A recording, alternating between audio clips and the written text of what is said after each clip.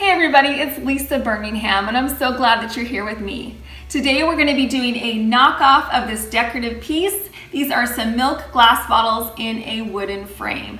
Now I have seen these online and the prices have ranged from $44 to $75 and that was just too much to pay, so I thought that I would do it myself.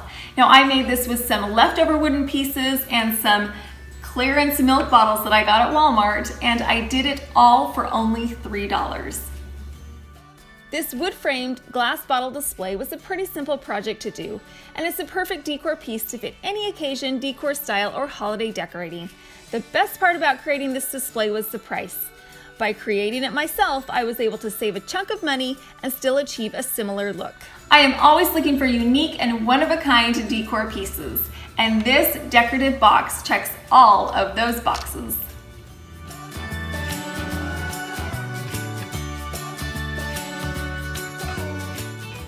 I found these pretty little milk bottles with this gold rim around the bottom at Walmart, and they were on clearance for only 50 cents. So I quickly scooped them up and they became the jumping off point for my design. Don't forget to check out the clearance section. You can find amazing treasures for amazing prices. Some alternative options to the milk bottles can be some empty soda bottles. You could use some Dollar Tree vases. You could use some glass test tubes. There's such a variety of containers that you could use, and they would cost you little to no money. I used two 3-foot long by 4.5-inch wide by 1/2-inch thick, as well as two 4.5-inch wide by 6-inch tall by 1/2-inch thick pieces of wood. I'm also using a jigsaw, a drill, and sanding paper. I placed a line of blue painter's tape along my wood in the areas that I was going to cut, because the tape helps to prevent a lot of splintering, and it also will help prevent some rogue pieces of wood flying up and hitting you in the face. I placed the painter's tape down the center and then measured out my placement and spacing and made marks every 6 inches where I was going to cut out a circle. I found a cookie cutter that was similar in size to the bottom of my milk bottle, and what I did was I put it on my wood, I traced it out, and then I continued the process of tracing along the entire length of the board so I could get uniform circles. I centered my cookie cutter directly on top of my 6-inch marks and then traced along the outside rim of my cookie cutter. I repeated this process until I had 6 identical circles. Next, I drilled an access hole in the center of my circle with a 5/16-inch drill bit. This hole enables me to place my saw blade in the center without cutting through the sides of my board. Make sure you cut your opening just a little bit larger than your bottle, because if you want to in the future, you can switch them out for something larger, and if your hole's just a little bit bigger, then you have that option. Using a jigsaw, I carefully followed along the traced lines to cut out the hole.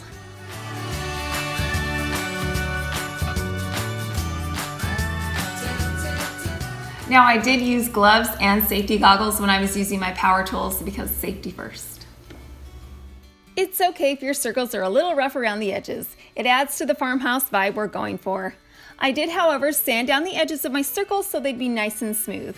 Now it's time to assemble our frame. I added E6000 along the edges of my wood. You could also use wood glue. The glue will help strengthen the corners so your piece is nice and sturdy. I drilled holes along each corner of my box so I could easily screw in the wood screws. Next, I screwed in my screws at each corner, 4 at the top and 4 at the bottom, making it a total of 8 screws. I repeated this process of drilling and adding the screws until my box was assembled.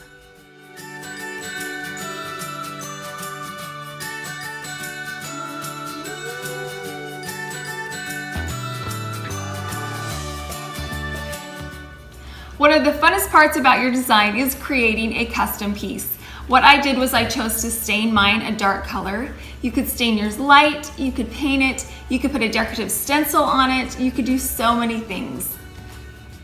I'm using a dark ebony min-wax stain and a quick drying clear coat that I already had, so it won't cost me anything.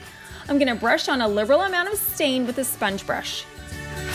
I just used paper towels to wipe off the excess stain on my wood so I could see the wood grain clearly. You could also use a lint-free cloth to wipe off the stain as well. I would recommend wearing gloves because I did end up getting the stain all over my hands. As you can see by wiping off the excess stain, it reveals a beautiful grain in the wood. I applied only one coat of the sealant. I wanted the wood to be protected, but I didn't want to add a shiny sheen. After a couple hours of drying time, the frame is completed and is now ready for the addition of the gold-rimmed glass bottles.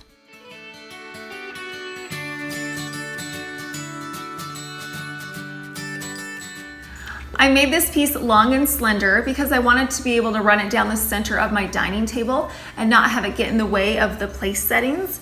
Also, my mantle is really thin, and so I wanted to be able to put that on top of my mantle as well. Making this yourself gives you a world of options. I chose a long, slender frame, but you could make yours small, wide, or even cut down the number of glass bottles. The choice is yours. There are so many things that you could put inside these jars instead of just flowers. You could put in some straws, you could put in some cake pops, you could put in some silverware. There's so many options. A candle in a beautiful glass candle holder would be another great option. I love getting creative with my flowers and my greenery. Like I've said, I live in Florida, so I get to experience these beautiful flowers all year long. You could switch them up for different seasons of the year, however.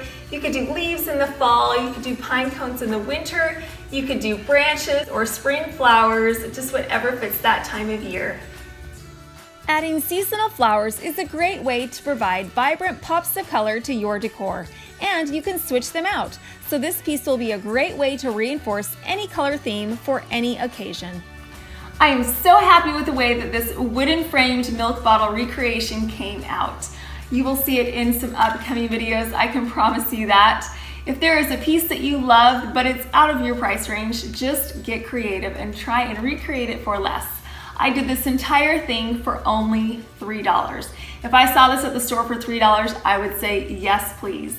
But just by getting creative, I was able to recreate this, and now I have a beautiful piece of home decor.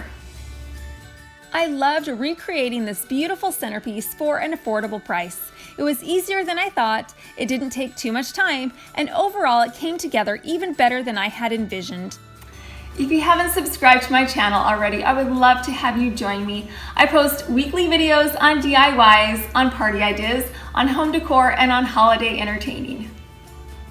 If you're looking for other DIYs or entertaining ideas, then check out my other videos. And as always, thank you so much for watching.